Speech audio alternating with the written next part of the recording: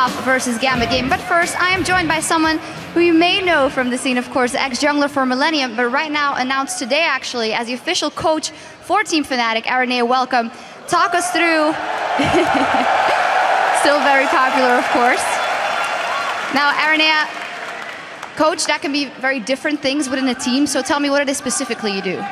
Well, right now, I'm actually more like an analyst than a coach, because I can live with them till July. In like middle of July, I will go to the gaming house and I will start like working full time for them. But right now, I'm still on my exams, so I've been working from my home, like watching their scrim and telling them how they play and how they have to play better. So it's more like an analyst job than a coach job, but still like I'm trying to focus on that both sides. All right, and how did this come about? Why did you choose them and the other way around? Why is this a good fit? Well, I answered like a long time ago in an interview saying that when I left SK, the two teams I would like to join anytime was Alternate, because I have some friends there, or Fnatic, because I had also some friends here. They've been testing me for a couple of weeks, and it's been like many people is saying that I just joined Fnatic because we are just friends. But it's actually like I've been testing, like I passed a test with them for like some weeks already, and they thought I was doing a great job for them. And I was being really strict, and I was like really focusing on points, not even like over friendships and stuff. All right, and then coming into this game versus Gambit, what have you seen the last couple of weeks from Fnatic that you think they really have to do in this game? Well, when I joined them, they were doing like some kind of mistake, like obvious mistake that I was trying to point out, like trying to make them fix fast. And they were actually like answering really fast to all what I said. Like every time I wrote like a line, like you have to correct this or something, the next game they already like corrected. So it was like pretty fast evolution on the game. Last weeks, they've been playing better and better scrims. So I'm actually like really confident about their performance. But at the same time, since it's gonna be like my first game as coach, I'm actually a bit nervous, because if the game doesn't go that well, all the eyes is gonna be on me. So it's gonna be like a tough match for me as well. Everyone's gonna come for you if they don't do well. Well, thank you very much, Aranea. Very happy to have you back in the scene here working with Fnatic. And as for now, we're gonna see how they're going to do in their match versus Gambit. So let's check in with Quickshot and D-Man. Thank you very much, Shox, and welcome back, everyone. Good to see Aranea back in the scene, I guess. It is, and it's interesting to hear him say this is his first role as a public analyst, yes, because he has been helping them out for a few weeks, like he said. Well, let's see what difference he will make as we head into the last match of the day, which is, of course, Gambit facing off against Fnatic. Fnatic's opponents, Gambit, will have a challenging weekend since Nick will be the only starting member of the team on the roster, as 4 of the remaining positions have been filled with substitutes. The last time that Gambit used substitutes was during the spring split, and surprisingly, the team actually managed to secure an even 1-on-1 week. They're going to be hoping to replicate that here in London. Fury returns to Gambit as the AD carry after having played for them in the spring split, where he helped them take down the super hot crew and ended in a respectable 3-2-6, playing Caitlyn and Lucian. Yeah, so the substitutes for Gambit do also include Cabochard in the top lane, who has actually competed in the Challenger Series. He hasn't necessarily had the strongest of showings. In the jungle, Lolex. He hasn't competed at this level before, but is a solo queue Challenger level jungler. He's got 289 league points. And finally, we need to introduce Hiva in the support role, who has also played alongside Cabochard earlier this year. Now, these players should, in theory, have very little pressure on their shoulders, as Fnatic are the favorites in this matchup. For me, though, if Gambit want to win, they have to surprise Fnatic during the laning phase, and they need to rely on the players with stage experience in Fury and Nick to deliver strong performances to help them get through this. I know I'm in England when the crowd are chanting, "Who are you?" That's for sure. Last week, of course, you could be forgiven for thinking that Fnatic were back to winning ways. They played exceptionally well against SK Gaming, running a pick composition which they tried to repeat against Alliance. But, as you all saw, it didn't quite work out as planned. No, it really didn't. Fnatic did look incredible against SK, then they actually had the same level of control against Alliance, but the problem was their heat-of-the-moment decision-making. Alliance put Fnatic into a do-or-die base race situation, and Fnatic simply made the wrong call. We actually do have a clip of that base race, but from Fnatic's point of view with their team comps. I don't know if we can. No, they cannot do. They can't. Maybe, no? I'm coming How from are you base. supposed to defend it? I'm coming from base. I'm coming from base. I could port. You should I have 10 for ulti. 10 for ulti. You should port. Okay. It's gonna be too late, no? And I stay. I will walk from base. Dead, man. Should have stayed with me, maybe. Should have just. I come top. I spark top again, and we push it. Oh my god, man. Can he finish? Yeah. If you don't base. They can finish, yeah, they can finish. They're gonna finish. I back already. They're gonna finish now? Yeah. I'm coming. Maybe we can defend it. You guys here? Go, chill. So we heard from the players, and they were talking about how if Fnatic had executed their plan well, they would have traded inhib for inhib. But because Soaz and Yellowstar both got caught, you've seen them throwing their faces into their palms. They realized they had made errors and mistakes in that play. They can't afford to do the same. And against Gambit, they are the favorites. They've got far less hurdles to jump over than Gambit do. But on the same token, the unknown factor and the pressure to deliver a winning performance could backfire on Fnatic if they force into those heat-of-the-moment decision-making. So we'll see if RNA's guidance can help them and settle their nerves in front of this very loud crowd. Very, very loud crowd. Let's check out the starting lineups for these two teams. Over on the blue side, it is Gambit. That means in the top lane, it is Cabochard. In the jungle is Lolex. Nick in the mid lane, Fury as the AD carry, and Hiva as support. And on the red side, it is Fnatic with Soaz up top, Cyanide in the jungle, Peke playing the mid lane, Reckless on AD carry, and Yellowstar playing a support role. So let's take a quick look at your votes over on lolesports.com. According to those numbers, well, no surprises. You've picked Fnatic to win here. 77%, quite respectable still. Solid number. Of course, those votes have been up since before the substitutes were announced, which will affect this. And I think, you know, all things considered, they should theoretically have the advantage in most of the team-based decisions, rotation-based decisions.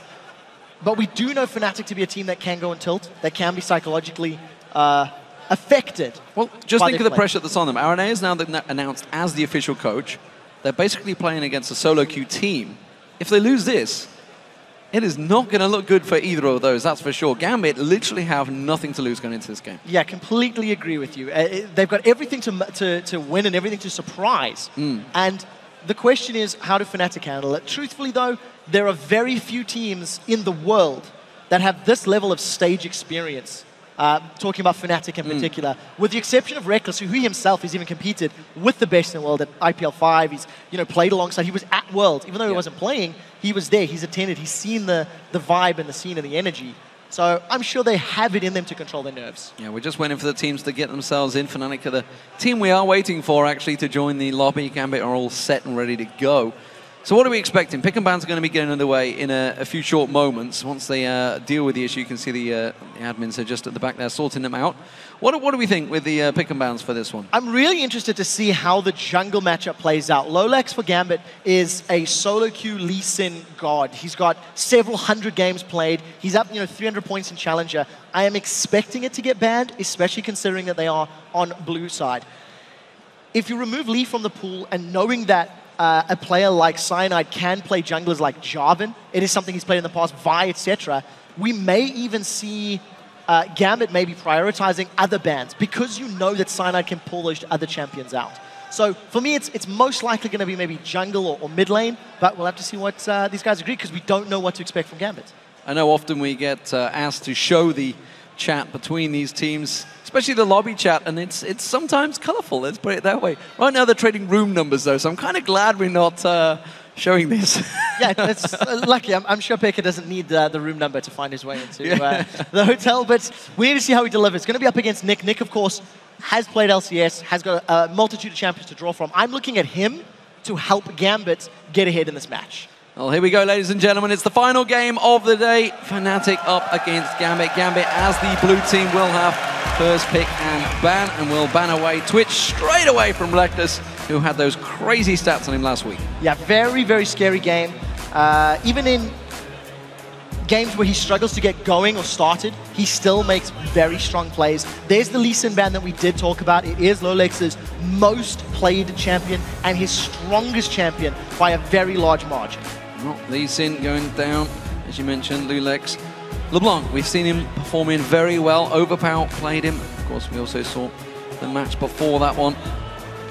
Twisted Fate also taken away, so actually focusing quite heavily on Fnatic's pick comps that they've been running lately. Jax and the surprise Kassadin has gone out. That does mean that... Elise, Evelyn.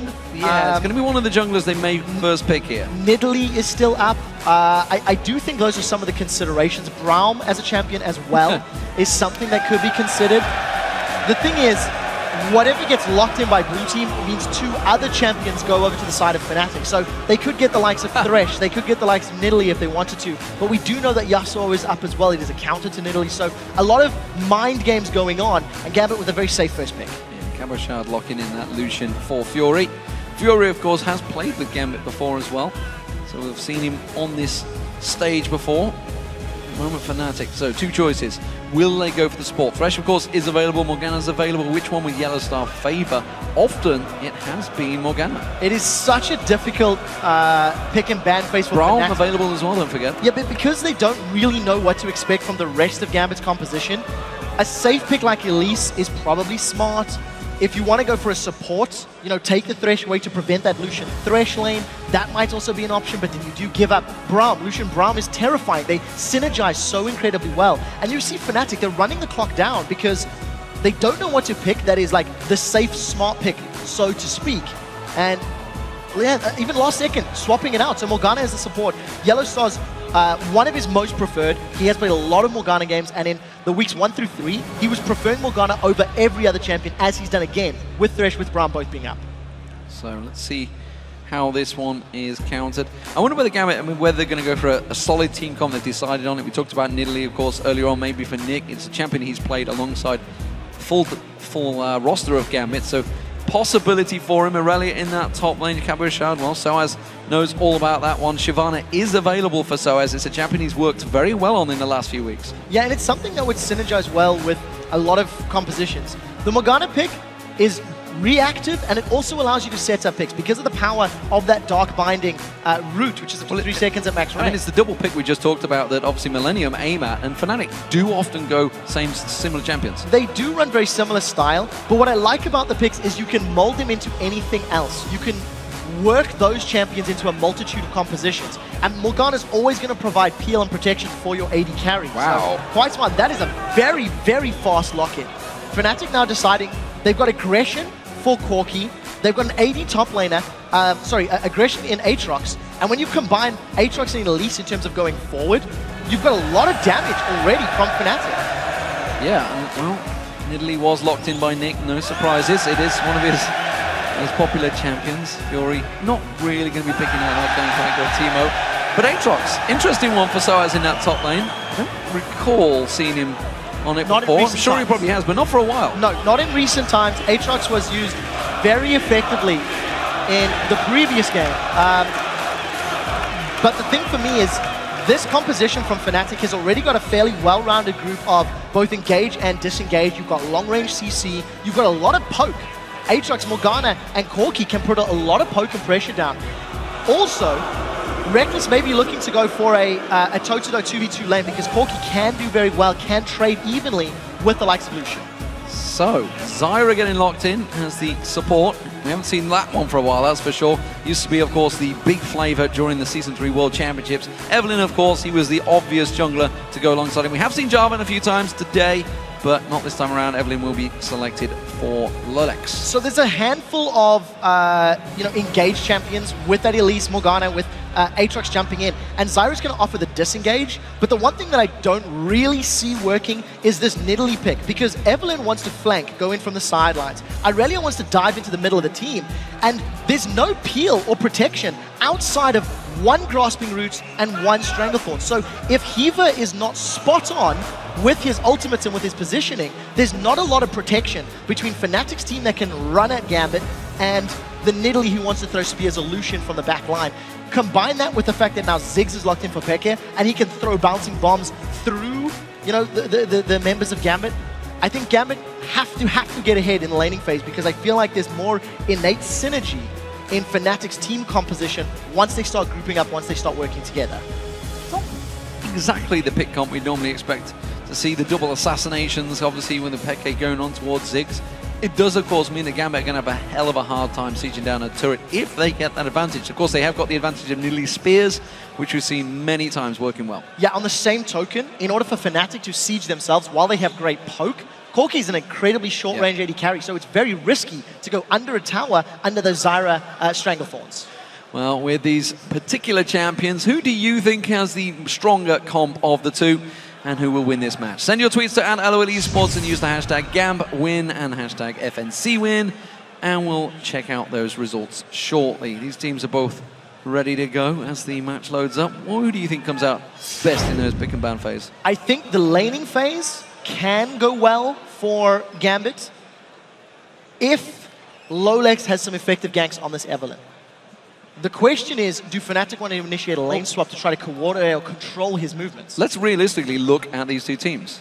Gambit have to win the lane phase. Yes, I mean, completely agree. The team composition they've picked and the fact that they are basically a solo queue team at the moment, they all have a lot of experience in that, so they will all be very good in that solo lane. Yes, I completely agree. And they will most likely have actually come up against Fnatic's members in solo queue. A lot of these guys are up in challenge. I managed to speak to Peke and Cyanide earlier, and they said, yeah, we actually know all of these members. We have come up against them, so we're pretty sure what we're going to get.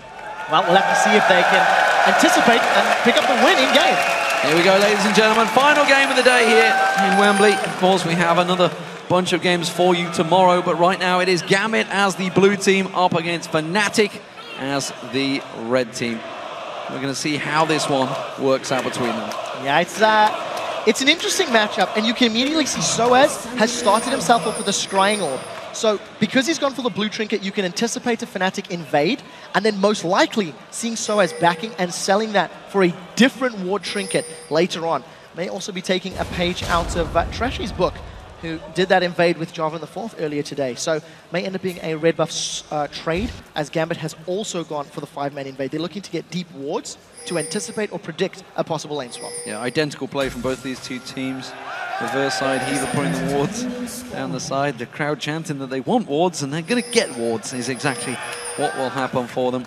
And deep wards, as you mentioned, for both these teams over and around both red buffs. Ooh, this is dangerous territory, though. Yellow Star and Reckless, and Peke, sorry. They've got vision of them. Yeah, they're going to see them. They've got vision of them all passing by. The rest of Fnatic group around there. Are they going to go for it? If Fnatic do go for a Dark Binding or a Cocoon, Fnatic are going to be aware of this. This is going to be so scary, and I don't know if either team are going to commit.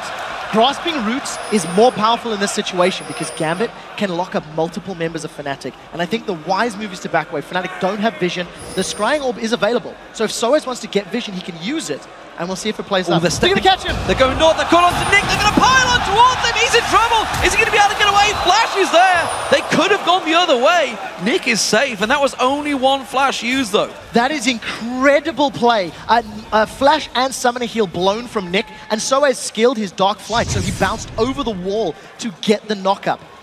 The thing is, Cyanide needs to punish this. There's a window of opportunity. Nick is already going to be weak in lane to Ziggs, thanks to the matchup as in Italy. And if Cyanide can come around and get a good repel gank going, that could be a very strong opening for First Blood for Fnatic.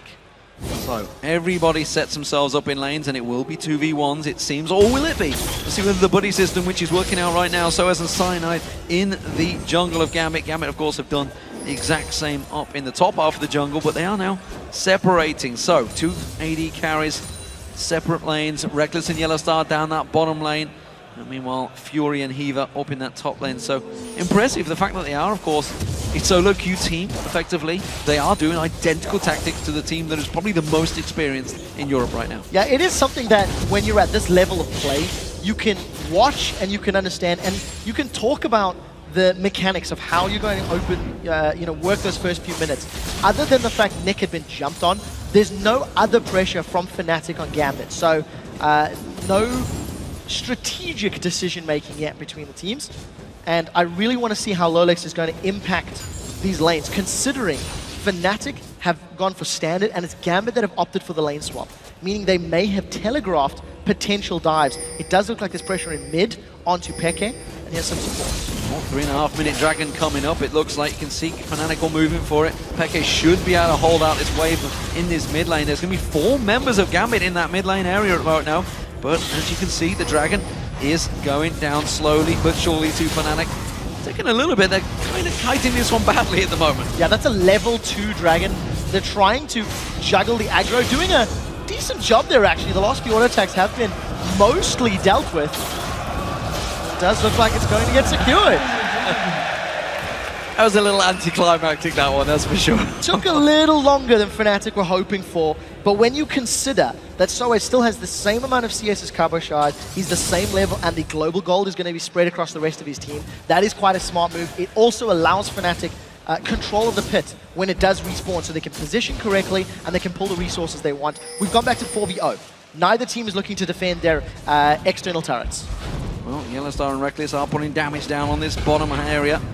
It is pretty even between the two AD carries when we finally see them meet up. Really, the mid lane is the one we want to focus on, though. We can see actually the jungle pairing, Cyanide and Soaz, close by. Remember, Alliance, of course, did this against Jesus. They managed to catch him out. Nick did burn that flash early on, so he hasn't got it available to try and get out of this one. We'll see. That minion wave will delay this one, that's for sure. Yeah, it definitely will. Yellowstar's going to join that. I mean, this is going to be a 4v1 in the mid lane. They could flash Dark Binding, flash Cocoon, anything they want on him right now. He's got no escape on this one. He's just going to have to run north. Cocoon does land. He gets bounced in the air. He's in all sorts of trouble. It's a simple first blood for Fnatic. That is a very, very strong play.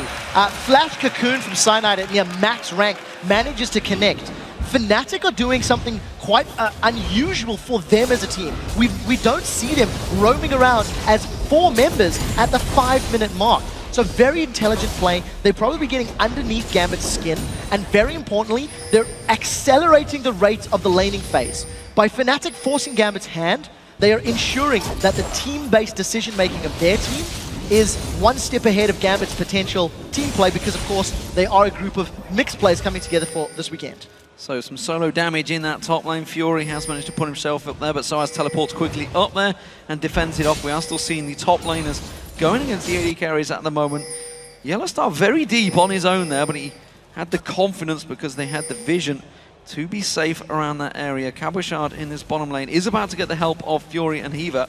Is he going to back off, or are they going to try and make a play before he goes? Yeah, I'm not sure. With the Black Shield and the fact that Corki should have Valkyrie, it should be safe for them to get away. The one thing I do want to highlight, though, is with First Blood on Soaz, the Dragon Gold as well, he's gone back to lane at 5.5, 6 minutes with the Giant's Belt.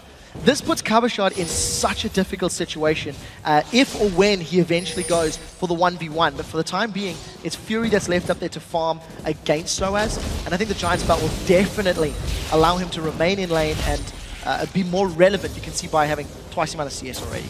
So the mid lane is really the big difference between the two. Peke, 20 CS advantage over Nick.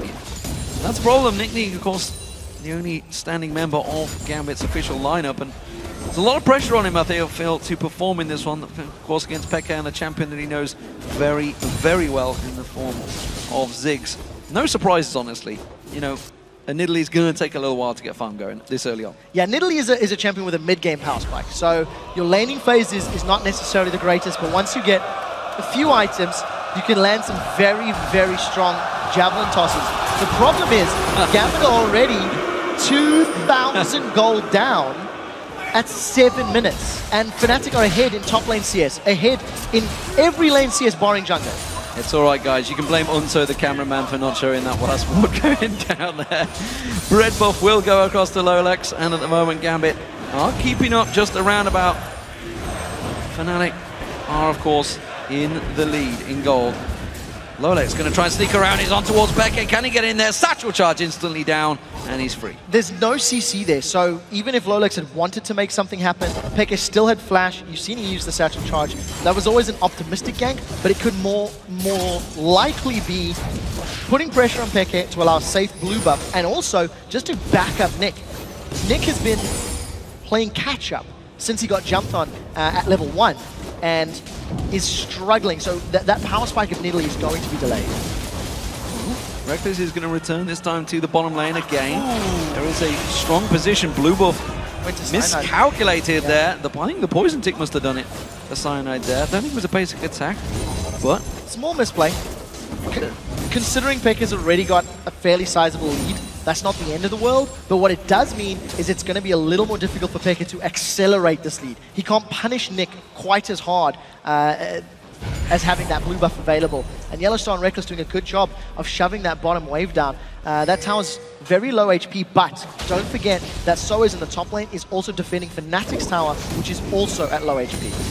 Oh, Pekka uses the Mega Inferno Arm, clears the wave, goes back to buy. That could be the Athene's Holy Grail. I'm not sure if he's got quite enough gold to complete that one. I don't believe so. No, he's going to go Sorcerer's Boots instead. Reckless and Yellow Star down this bottom lane. Reckless squeaking out a lead. Cyanide sneaking in towards the bushes. We'll see if he goes for a gank. Because Dragon's up in 45, yeah. Cyanide's looking for a gank on the bottom lane. Get a kill, get pressure, or get the tower. And as soon as Gambit on the retreat, it's going to open the objective.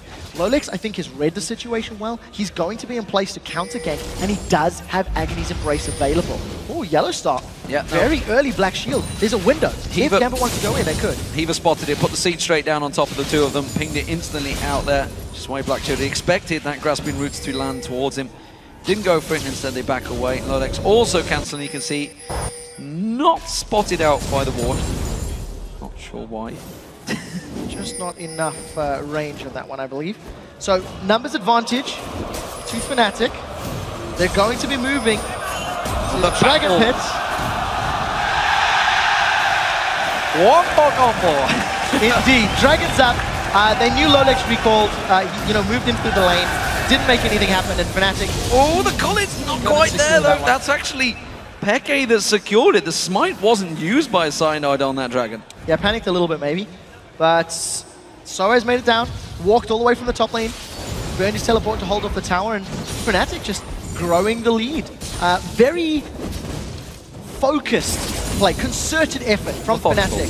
Yeah, to shut Gambit down, to force Gambit's hand in this laning phase. And I think it's very smart to ruffle Gambit's feathers and make life a bit more difficult for them this early. Yeah, there's a gap opening up between the two top laners, despite the fact they've not faced each other yet. They are about to in the river, actually. Cabochard and Soaz just crossing their paths, and Soaz is actually heading south. There's a 2-level difference between Cabochard and Soaz, because Cabochard has been sharing experience with Kiva. Now, we did just hit level 7, so Soaz will have a minor advantage for this next point or two, but 20 CS difference. He's still got that Scrying Orb. You could argue the effectiveness of it, but he hasn't been under pressure either. There's been no gank attempts in the top lane, so he hasn't needed a yellow or a red trinket. And Fnatic are just doing very well. They've thought out this early game, and they put Gambit on the back foot. The ward just timed out in that bush there, but although they're instantly pinging it, saying probably someone... Oh, there we go, just past the ward in the red area, so spotted him out. So they are aware of Cyanide's position. That means, of course, it frees up either the bottom to try and make a play between themselves. Both on identical builds, actually. The AD carries down that bottom lane. 117 CS for Reckless with that lead still. They are finally facing off against each other. Dark Binding lands. It goes on to Heaver. And we are going to see Reckless going back. Soaz going aggressive on Cabochard. Can dive. He has got that Bloodwell available. Actually, that's interesting. Both of these top laners use their ultimates. And I would dare say Cabochard comes out a little further ahead. Lolex has got Agony's Embrace. Does have Flash. They're going in. Oh, we're going to see Lolex come around. Doesn't fully commit. Lolex has not been seen yet, so he's actually trying to bait Soaz here. See if he can draw him closer. Lolex, for some reason, does not want to go for this one. So it is difficult to lock down that Aatrox with Darkflight and with Flash. Even if Lolex had jumped in there with that Agony's Embrace, those are two abilities that are not affected by the movement speed slow. He can still clear the distance. So I think Lolex probably evaluating the likelihood of finding the kill is low and decides not to commit to it. But I mean, just look at the item advantages. So as with the Giant's Belt, Reckless has got himself a Bloodthirster already at 12 minutes thanks to solid CSing and 2 Dragons under his belt. Dragons, of course, worth less at a lower level, but when you got 2 of them, it helps you get that item breakpoint significantly earlier. Yeah, Cabochard, on the other hand, couldn't afford the Phage when he went back there. Meanwhile, so as you can see, got himself a Bilgewater Cutlass, so he is going to be much stronger, I believe, when they face each other a second time in just a moment. Yellow Star Reckless down this bottom lane, up against Fury again. Trying to land those Dark Bindings, hasn't really been too successful. But if they do land, you feel free that they will pile in towards it. Lolex just off the side there, and looks like Picky is going to go for round 2 on the blue buff. Yeah, so Lolex is doing a decent job at farming the jungle. He's got a healthy... There we go, gets it this time. Healthy advantage over Cyanide, but you can definitely say that his gank attempts have not been anywhere near successful. Evelynn as a jungler definitely needs a few items before she hits a real power spike. And considering how important Evelynn will be in terms of these flank maneuvers and needing to pull threat away from Nick and from Fury, I think there's a lot of pressure on Lolex this game, because if is not as scary, Evelyn, then Fnatic are just going to ignore him and run straight to the squishy carries of Gambit. Well, I guess you get the leader of the Avengers if you combine the two. We'll have to see if he can do that. For the time being, Fury's got back to lane. He's got his Bloodthirster picked up as well. So, about to lose the first tower of the game. Smart play from Fnatic. Yep, slow, steady, grinding out this victory at the moment. 4,000 gold already built up in 15 minutes. Not a bad lead for Fnatic here, and they may actually try and contest on this. Oh, Fury caught completely out. What was he doing face checking that?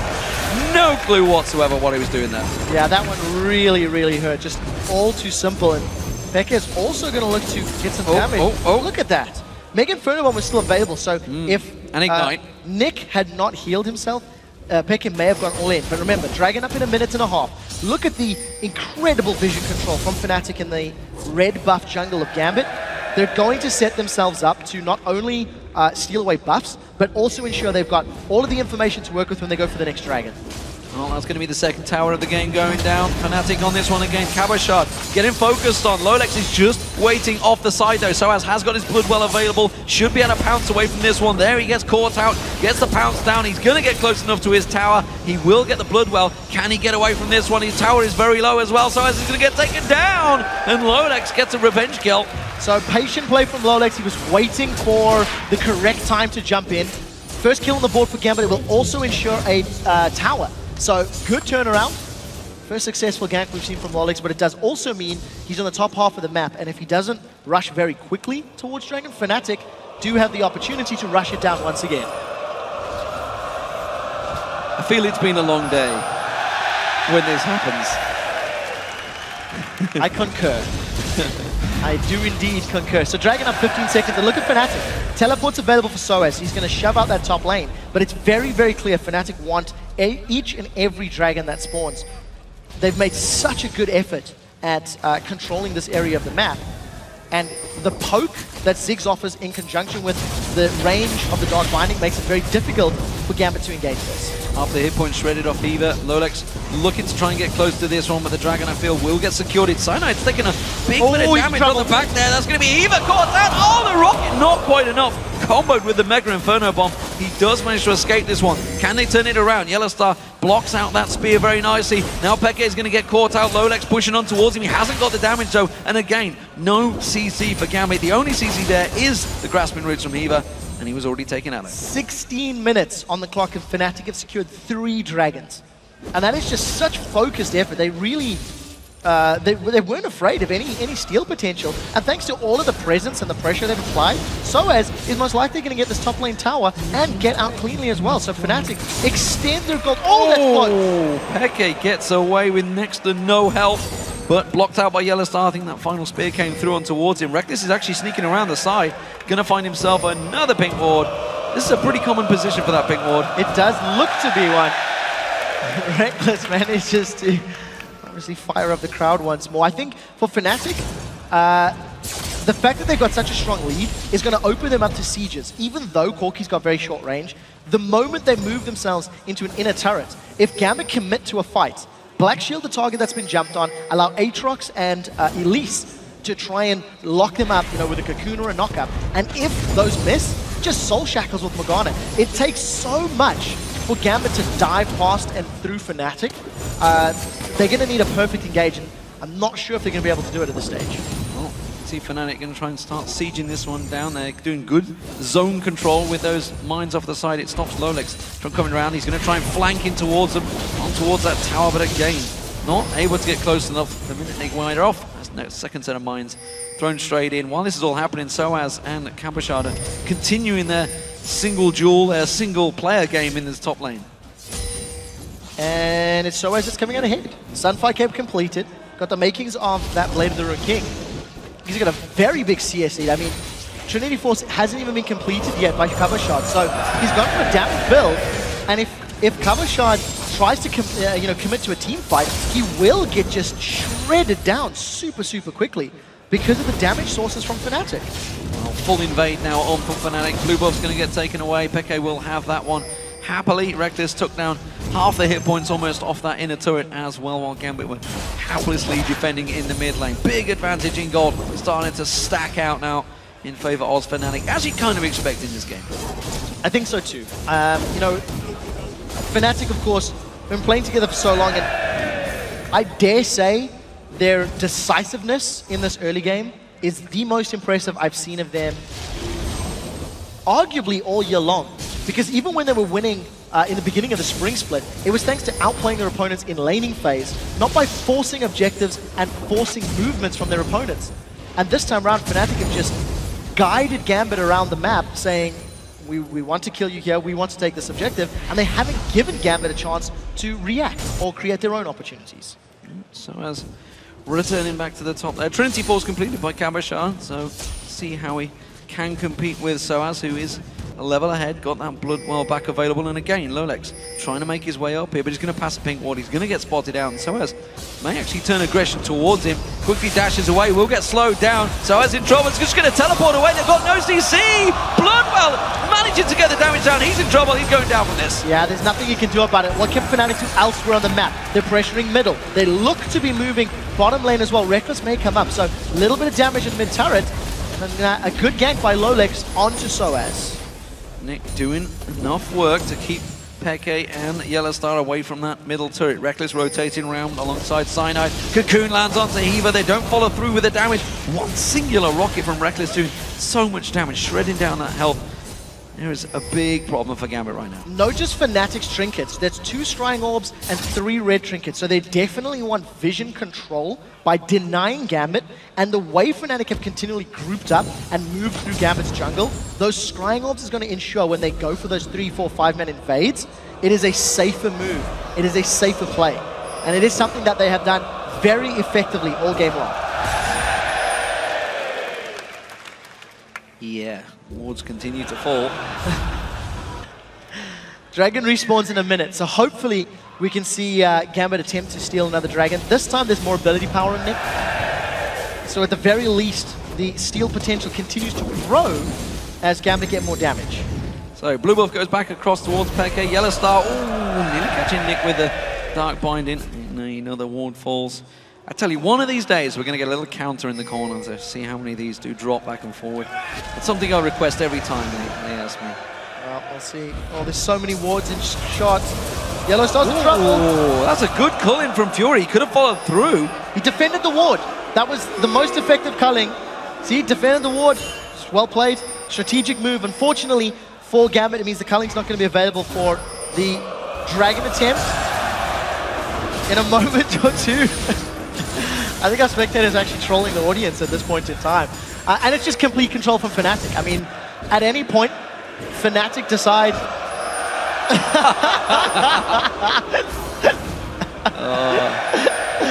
At any point, Fnatic decide to go for objectives. They've got such a strong lead and they've got such strong tools. It really is their prerogative as to how and when they begin pushing. Well, Fnatic almost certainly in the stronger of the 2 positions here, pushing their way through. It is a 6,000 gold lead. Kabashar pushing hard and fast in that top lane. He wants to get some damage down on towards that top turret. I wonder whether Peke is going to maybe throw that Mega Inferno bomb up there to clear out the wave. He's kind of half-heartedly between the 2 at the moment. It looks like he's going to go for an engage in this mid lane. And again, Yellowstar taking a bunch of damage. Has to back off. That top turret's going down. Yeah, the javelin tosses have been very good from Nick. They've really delayed Fnatic. He's decided not to back away. Look at the HP bar. Gambit want this fight. Teleport coming in. Kabashar's going to join this one. Dragon goes across towards Fnatic, but can they pull the damage down? There's going to be a Stranglethorn bouncing Soaz up. No Bloodwell available. He goes down. Peke's going to surely be the next focus target. Lolas gets himself the double. And Gambit actually trying to back away from this one. They could turn and fight. What are they doing? It's a 5v3. Now the damage from Fnatic is still up because Peke and Reckless were relatively untouched during the course of the fight. If they had stuck around, it could have been a difficult situation. There's no tanky stats on Kabashar. So a couple of auto attacks and a bomb, that could have cost him his life. When we talked about the PL power that Zyra operates, yes, it was great in the pit.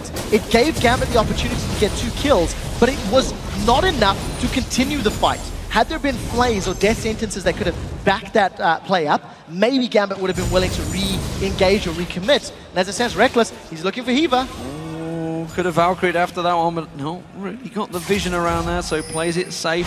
Will get spotted out. Let's check this fight again. So yeah, the main thing that I just want to highlight is the decision-making of having Evelyn a flank jungler in conjunction with Zyra, which is a very disengaged style champion. the Strangleforms was great. It really prevented the rest of Fnatic getting in and dealing damage to Gambit's members. But because there's nothing else to prevent the damage, I mean, Fury has to back away. Cabochard's thinking about going in, and you can see the miscommunication and the undecided nature of Gambit members. They were in, out, and eventually got away. They got 2 kills, which is good at this stage. They need to claw back as much gold as they can. You're going to have to do that for a lot longer, that's for sure. Fnatic regrouping, getting themselves back into this matchup. Another ward goes down. Remember that Nick's spears are always going to scale. I mean, we've seen Nidalee's turn games around. Think back to last week where it was Cloud9 versus CLG. High hit spear after spear after spear, and it was late game 2 or 3 spears that just won them the game. I mean, CLG had some great dramatic moves, but it really was all about their Nidalee. Yeah, they keep going down, don't they? Those wards. Well, Fnatic making their way. They've got a big minion wave. Nobody had noticed that either, I don't think. They are going to make themselves in towards its inner turret. Gambit way too slow to react to this one. Yeah, nowhere near. Going to be an easily secured turret. Fnatic, the vision that they had afforded themselves allowed them to make the play. And this is what we talked about. Because of the lead that Fnatic has, it really is just a matter of time before Fnatic pick a lane and try to focus it down. With the very strong front line of Aatrox in Elise, and then the protection that Morgana will offer Ziggs and Corki with her Soul Shackles, I think Fnatic have enough time with those abilities. Oh, they're going to try and look for someone on Gambit. Look at Cyanide. Cyanide caught out briefly there, but look at that. Fury now caught out. Dart binding Shackles does get away with the flash there. Reckless not quite putting the damage down on the right-hand side. Fnatic still getting taken low from this. Yeah, very, very smart play from Reckless not to Valkyrie into the whole Gambit team. Had he done that, a Stranglethorns most certainly would have been thrown down. So Fnatic, somewhat split. They were playing the bait game with Cyanide, while Yellowstar managed to land a pick on Fury. So not exactly in the right area at the right time. And I think a little unlucky by Fnatic to not secure themselves that kill. Well, that's a clear ward going down again for Gambit. That is literally where they're getting their gold right now. Well, why not? I mean, there's enough wards being thrown around the map. You got to highlight Cabochard's build. He is working towards himself that Zephyr, and Gambit have actually mirrored the trinkets that Fnatic are running. And which you wouldn't know because there's still so many wards going down. We should point out that Cabochard actually dueled Darien for this position. That's right. Yes, Gambit did explain the sourcing process of the substitutes. It does seem to be working out. 0-0-4. Cabochard's doing well, but he's going for that split push build. He's going for the dueling 1v1 build, and he's got no tanky stats still. So I do feel that if Gambit pick fights, like bigger groups, 4v4s, 5v5s, Cabochard may just get instantly bursted out. At the moment, Fnatic, again, trying to create a position, but they definitely seem to have hit a brick wall here. They've not made really any plays in towards Gambit's territory for a very long time. They're not able to keep the top or the bottom wave cleared because every time that top's pushed in, Cabochard clears it back out. Fury keeps going back down that bottom. Fnatic just trying to force themselves, trying to get a kill in there. Nick's got to be careful, but they're going to focus on towards Peke. They're diving in towards him. Peke quickly satchel charges away. The rest of Fnatic are in the river just below. Very effective. Good job, but Gambit didn't follow there. Very effective rubber ducking from Peke, gets him out safely. But this is actually something we see a lot from LCS teams in Europe, is the inner line of turrets is the most difficult to break through because we don't necessarily, as a region, have the strongest division control. So good binding, but again, the rest of Fnatic are a little bit split up. They're trying to push middle, they're trying to push bottom.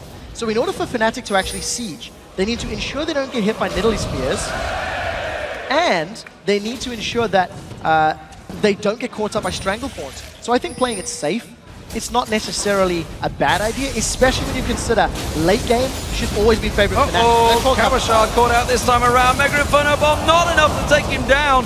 The rest of the team taking some serious damage, so as just around the side clearing out another ward. That will be the middle turret, I feel, going to go down in a moment if they choose to actually tank the down. Oh! Nick Spear finds Peke. Manages to connect. Gambit 5 kills to 2. They are well ahead of Fnatic when it comes to securing kills, but they are 5 towers to 1 down. Now Soaz is the next target. Oh, Dart Binding not going to land on Lolex. He's going to try and collapse on towards him, takes a chunk of damage, so now he can't chase. Pink Ward may be in jeopardy, and the Dragon actually is spawning in a couple of seconds. Oh, Heaver caught out. Reckless could go aggressive on this one. Does try and catch on towards him instead. Having to use that Black Shield to protect him. Gambit teleporting in there, 5 members going for Dragon. Oh, that's great play from Cabochard. He sidestepped the Blades of Torment there from Soaz. Now with Dragon under their control, they should secure this and they can turn for a fight. Great counterplay from Gambit. First Dragon, remember, Peke is not with him. Yellowstar's going to get focused on Lolex, goes deep on this one. He's going to get caught out. He goes down. It's Soaz with the kill. Willie's going to get towards Soaz. The passive is gone down. He's going to get caught out. Cyanide taken out by Nick. Soaz goes down as well. It's Heaver that picks that one up. And that was a 2-for-1 and the Dragon for Gambit. Gambit are not out of this game because they do have the ability to find picks. I talked about how Yellowstar on Morgana can provide peel and protection, but he put the Soul Shackles down far too early. Take a look at the engage here. Lolex goes very deep, and for a moment you think he may have bitten off more than he can chew. But that Agony's Embrace shield did give him a fair amount of HP to work with, and this is where I feel Yellowstar made a mistake. When Lolex was up there, he popped the Soul Shackles, so now when Gambit are running forward, that threat of the stun from Soul Shackles is not there. And that has allowed Gambit to run through, grab the second tower of the game, and that big gold lead from earlier becomes smaller as the game progresses. So just 7,000 still, actually technically 6,000 between the two teams. Gambit with their second turret of the game in that mid lane. That's going to expose Fnatic a little bit, take some of their vision away, that's for sure. And actually, if you look at the map, a lot of vision for Gambit rather than Fnatic, which is something that hasn't been happening, which is why, if you look at the inventories of all Fnatic, they have stuck themselves out a chunk of wards.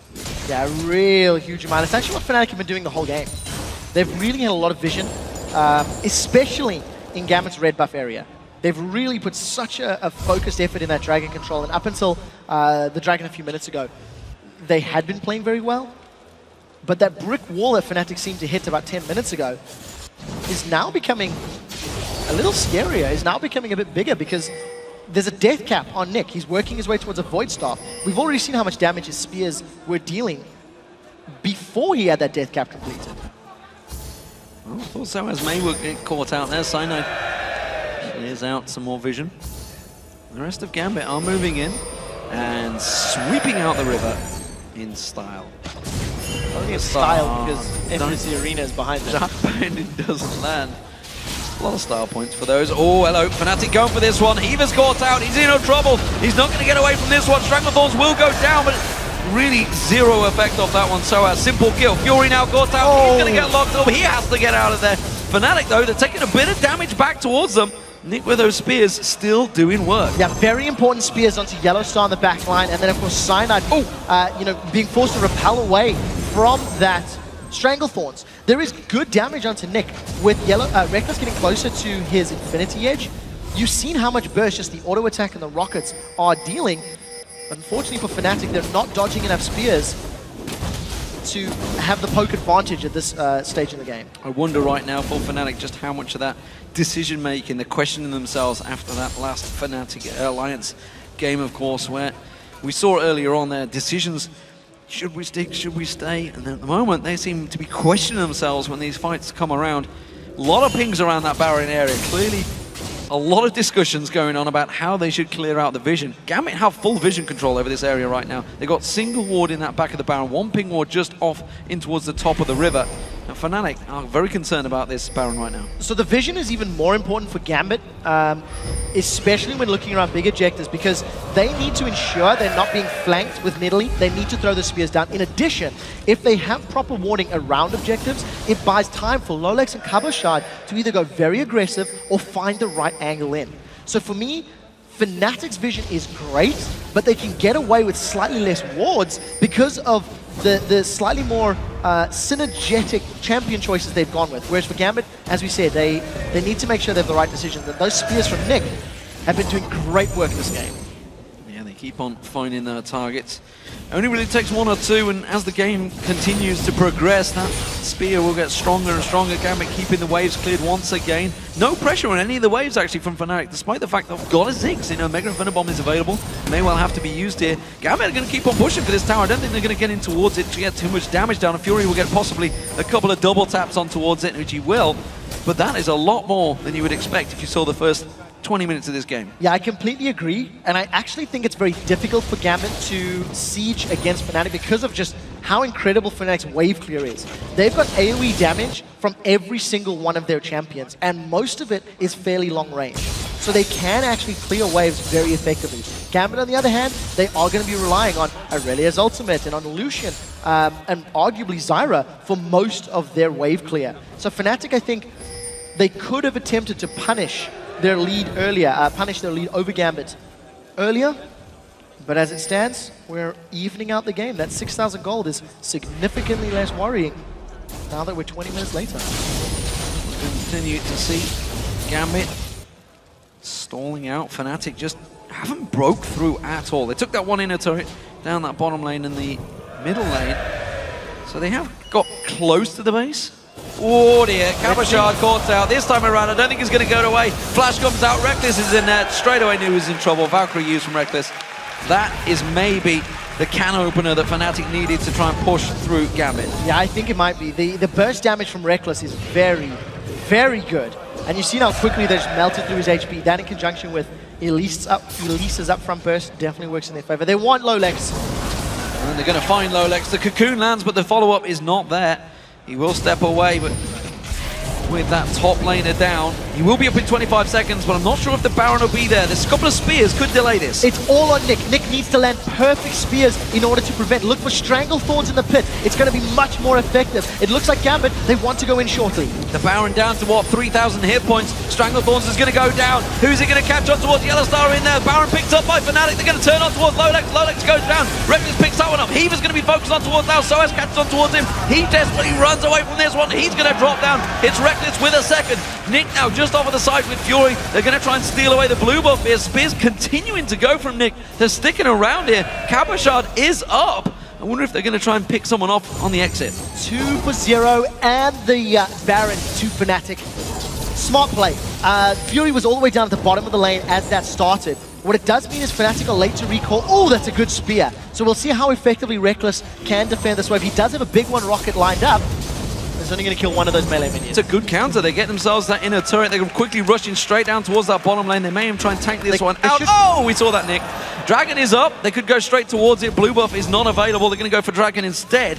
And that's actually some pretty good gold that Gambit have picked up despite the fact they lost Baron. Yeah, at this stage in the game, Dragon is almost equal on gold as Baron. If I look at average, I'll actually dare say it is equal on gold with Baron. So while they don't have the buff, they do at least pick up a nice amount of gold to spend, continue working towards their items. Cabochard has got that Giant's belt in his back pocket, is slowly working himself towards more tanky items. And Lolex himself, Radiant's completed. He's had that for a little while. He's got the Aegis as well. So there is defensive statistics being built up for Gambit, which will make their team fight power significantly more effective. Mega Inferno Bomb thrown down the bottom here to clear out that wave. Cabochard is still sticking around in that bush. I can feel he's going to push on towards that outer turret, and that's going to give them an advantage down there. So they're keeping Fnatic on their toes. Oh, nearly got that one, the spear. Instead, the white goes across towards Cyanide. Cabochard backs away, so he chooses not to stick around. Instead, they want to defend out this inner turret in the top. So Banshee's Veil popped by Cyanide, and you see a Banshee's also secured on Peke, and I believe, sorry, not Peke, on Soaz, and I believe the makings of the Banshees for Peke. We'll see how quickly they can get those up. It's going to be so important for Fnatic to mitigate the strength of those spears. With Yellowstar, again, just keeps getting hit. He's eaten so many of those javelin tosses.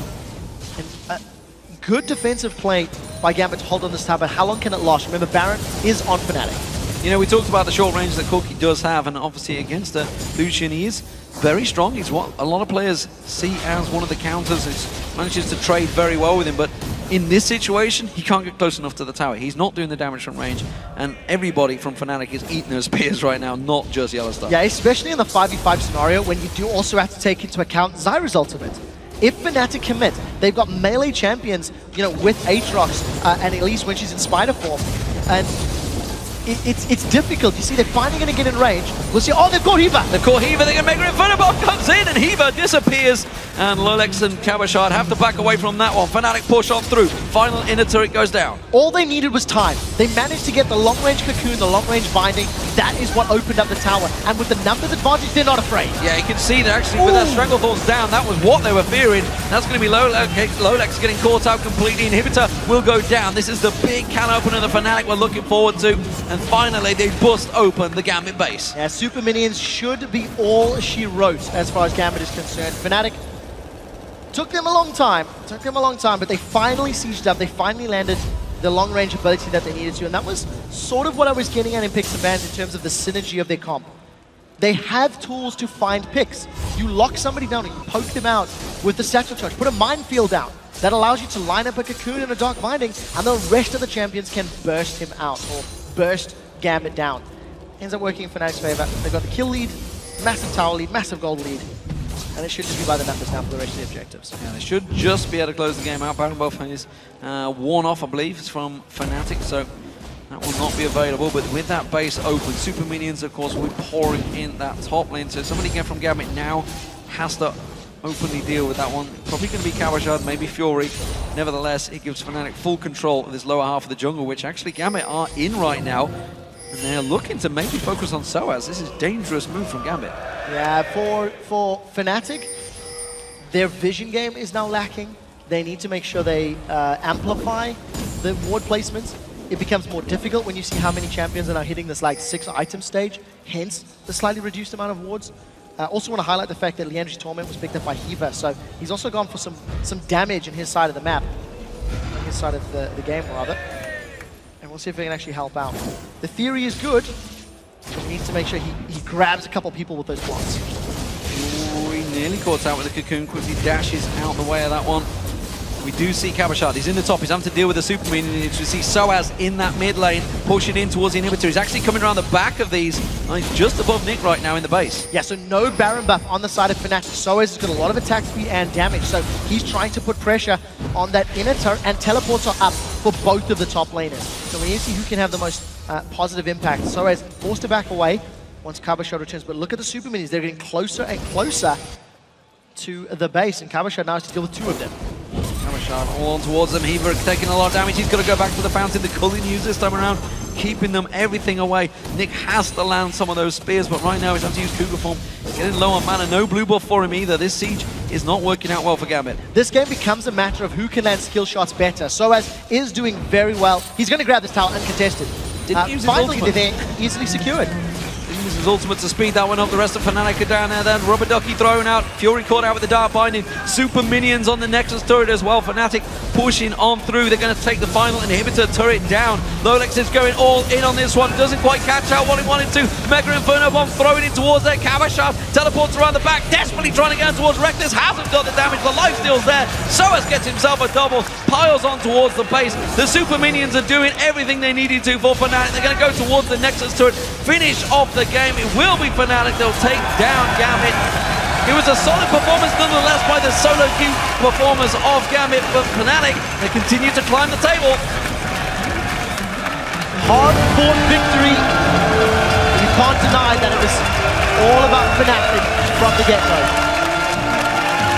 Just took a little longer than they would have liked to cross that final hurdle. But very well played overall. A fantastic performance overall for these two teams. Fnatic, of course, will be happy with that win, but I don't think they're going to be happy with the way they went about it.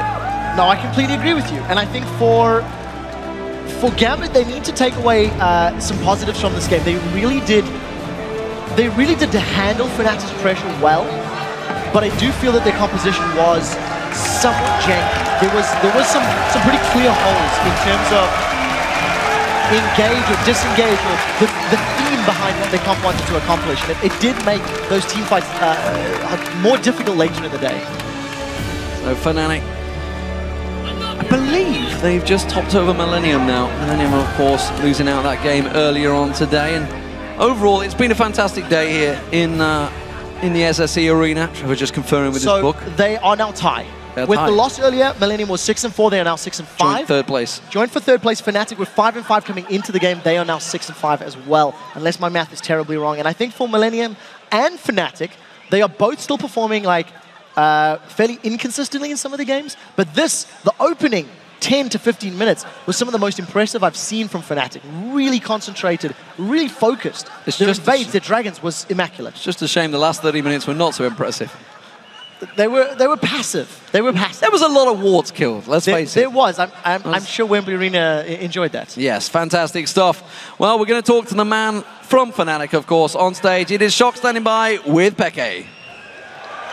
Thank you very much, G-Man.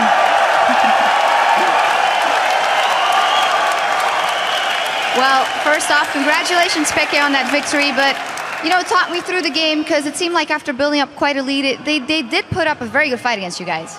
Yeah, we kind of knew what the risk of like picking Thix versus Nidalee, because he's not exactly an engager. He's like a poker and a defender, and Nidalee can just land spears like she did. And I think one of the seeds, he threw like 10 spears, didn't hit one, and then she hit one and put someone half HP. Then she got another spear and hit someone, and we couldn't really do much because of that setup, so we had to play it slow. And at some point, we kind of lose track of just play it really slow and try to play too aggressive. And they got Drake and a lot of kills. I don't know how behind they were. I think we're still kind of strong. But we had to focus on just do the same we do with Thix. Just take the vision, don't let them farm and starve a bit so we get ahead. And at some point, they will face check something. And even if it takes 5 minutes or 10 minutes, then we kill one guy and we can dive a Nidalee if there are only 4 guys. So that's pretty much it.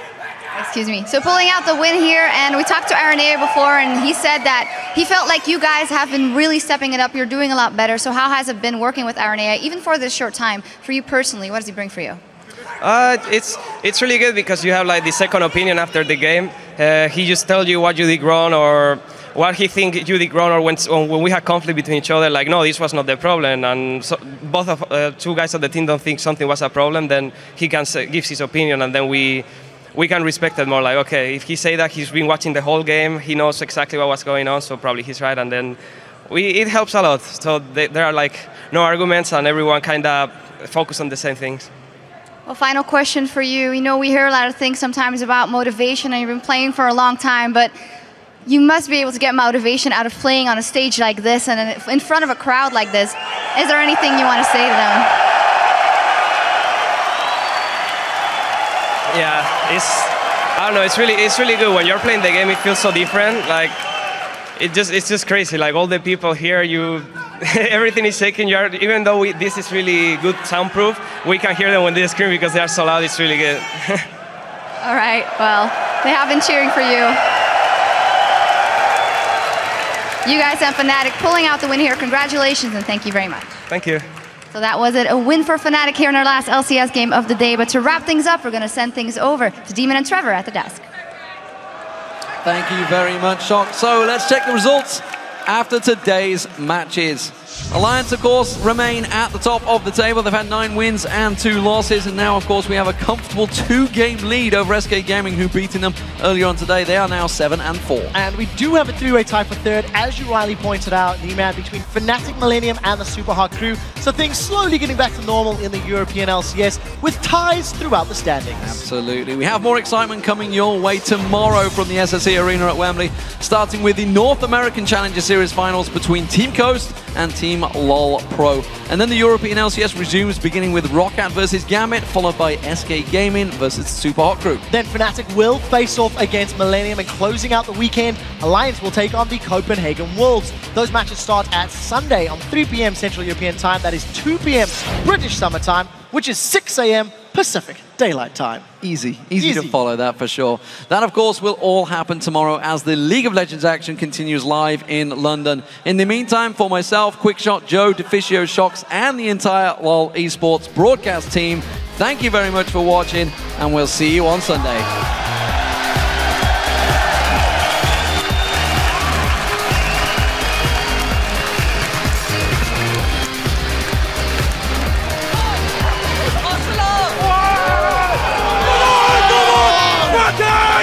Yeah, what happens? Like, what if there's someone who hates SK and then he will blind me? Well, if he hates SK, he won't blind you, he'll blind a good player, so... Last seconds on his hourglass, but the Colin already running. That will get him the first. The rest of SK, you know, going to be ripped to pieces. But that is a 3 for nothing, and surely the game for Alliance. The game for a second. You know what?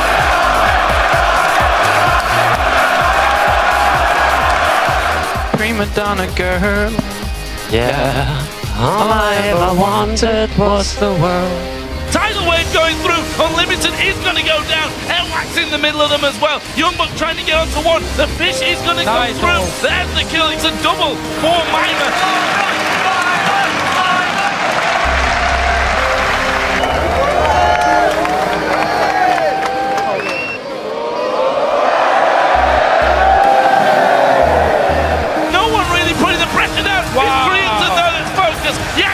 the killing spree. Bulgaria come having to back away. Well, look, the Sanders diving headfirst into the rest of them.